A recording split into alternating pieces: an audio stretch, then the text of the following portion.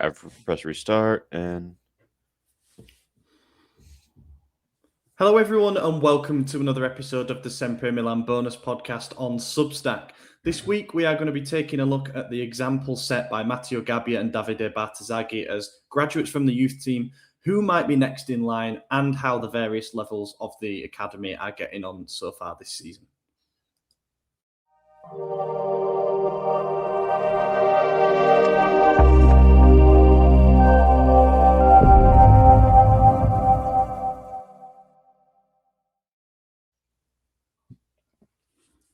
Guten Morgen, mein Freunde. wow. Yeah. Bit of Deutsch Thursday, in there. huh? Yeah. Absolutely, Deutsch. Yeah. How's it going?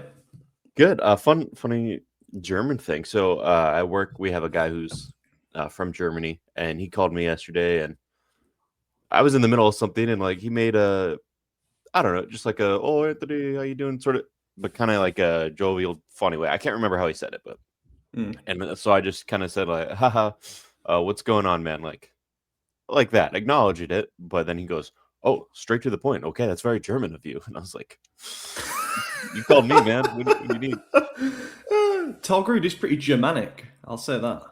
It's Nordic, Norwegian. Oh, there we go. Yeah. Fair. That shit's made Good up stuff. because it's not real at all. It was based on a Norwegian last name, but when my ancestors came on over and through Ellis Island in New York, they said what their name is, and the Americans said, close enough, and wrote down Torgrid, and that's how this name came to exist. Oh, really? That's good. So there are not Yeah. many in the world then, if it's No, sort of... there's like at least 30 of us, and it's all my direct family. Wow. Yeah. Yeah, that's good. Hey, Yeah. we're going around the world here, and speaking of around the world, around the world in 81 days. It's 81 days since we last faced Napoli. That's where I'm going with that. Of course, we play them tonight in the Supercoppa Italiana semi-final. As you probably guessed from what I've just said, we're recording this ahead of the game. So apologies if anything that we speak about becomes outdated by the time of kickoff and based on the result and stuff, but we tried to pick a topic that's evergreen and is not dependent on how we do tonight. But because of me getting some cats, basically, last minute tomorrow, in the build up to Christmas, that is why we're not able to record on our usual Friday slot. So it's my bad, but I hope everyone understands. And yeah, they might get a guest appearance at some point in the future. So yeah, I wanted to do a little bit of a youth angle on this one, which I know you love talking about because you follow the youth teams extensively. But I suppose this season, you might have a bit of a reason to. Obviously, Bartesaghi is the one that's in the headlines at the moment, and rightly so, because he sees the starting left wing back spot, apart from tonight, by the sounds of it, when it's going to go to Estupinian. But he's been great this season. He's been very consistent. He's almost grown game by game in terms of his performance level. And he added that touch of end product too with his 2 goals against Sassuolo. And the story of his rise, I think, is one that, dare I say, for all the Futuro project has been hammered, you can probably point at him and say, this is kind of how it should work, right? So someone who looks very good in the youth teams, gets early promotions into playing for the Primavera, and then gets a taste of senior football in Serie C last season. And he got a few first team minutes as well prior to that, but regular starter for the Futuro. And then they're more ready for when they come into proper adult football at the highest level in Italy. I think you can point to that and say, it worked for him. Yeah, or is that just a one-off? Is he just a freak case because he happens to be very big at 19 years of age? And, you know, I guess we'll find out. I mean, there's only been one season of Futuro, right? And one, I guess, Futuro graduate kind of. And I don't really count him, to be honest, as a Futuro guy, because I feel like he was almost always on the bench last season for the senior squad. Obviously, got a few minutes here and there. And I think even the season prior, maybe it was, I can't remember. I feel like we saw him prior as well. But yeah, he got a red card.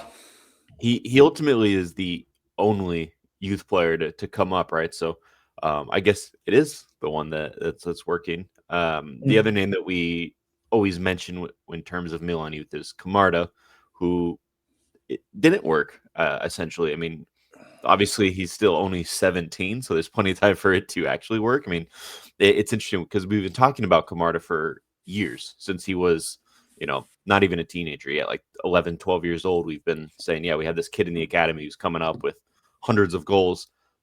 So that we've known the name for a long time, and yet he's 2 years younger than Bartesaghi, who just now is getting the start. So I think that's something to consider. Obviously, Camarda's out on loan at Lecce, and he's not doing too hot. Maybe he comes back in January. We'll find out, but that's been a constant rumor. But Bartesaghi's done well. He's really taken his opportunity here, and I think he's captured it. Obviously, like you said, he's benched tonight. I think it's more of a fitness thing. Man management, just a lot of games. So same reason Modric is on the bench, right? But obviously different spectrum, 17 and 40. So Yeah.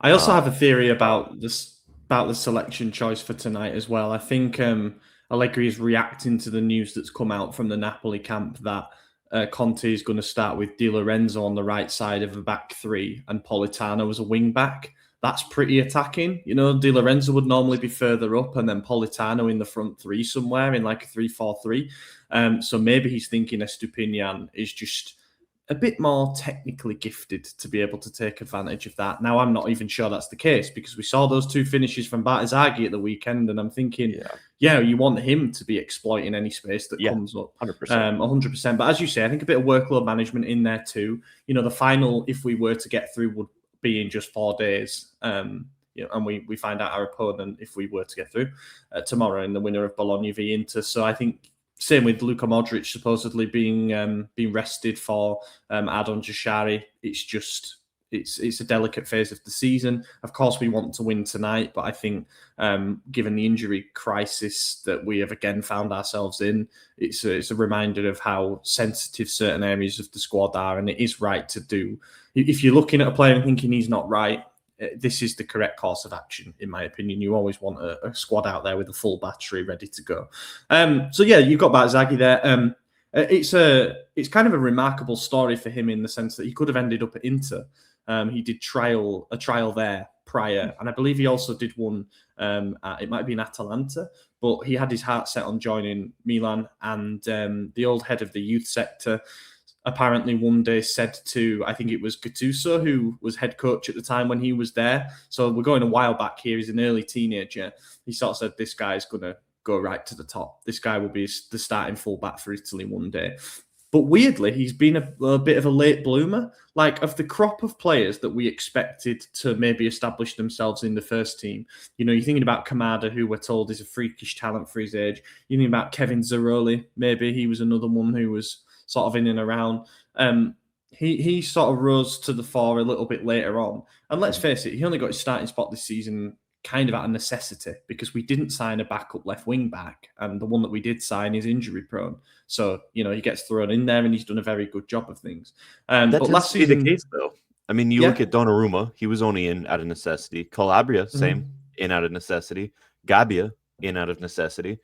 I mean, that tends to be how these youth players get real opportunities. Obviously they'll get a minute here or there.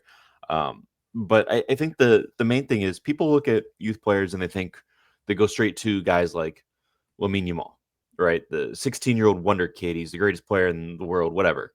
They gravitate towards that and they go, this is a youth player who's really going to excel and get to that next level. But it's not usually the case. 19 is a still very young age, in my opinion, to even break into first team football. I mean, you can't even have a beer in America at 19, right? Like it's you're a child still. Like I have nothing negative to say about his development. I think people look at that and go, oh, he's a bit of a late bloomer, like you said, but I think he's right on track. The other thing is it's not a glamour position. Plus, Taylor Hernandez was there the last 4 or 5 seasons. So when was he going to get an opportunity? And it's not like you start. I mean, obviously Camarda got minutes last year, but it's not like you start a guy like Camarda over Ibrahimovic or Giroud or, all the million players we had last season. But it's just, it really comes down to how the opportunity forms. And that's, I mean, even Donnarumma is currently the best goalkeeper in the world. I think that's the consensus, right? But he didn't get his start until we had a proven winner in Diego Lopez go down injured. and then we didn't have a choice. So throw in the kid. That's what we got.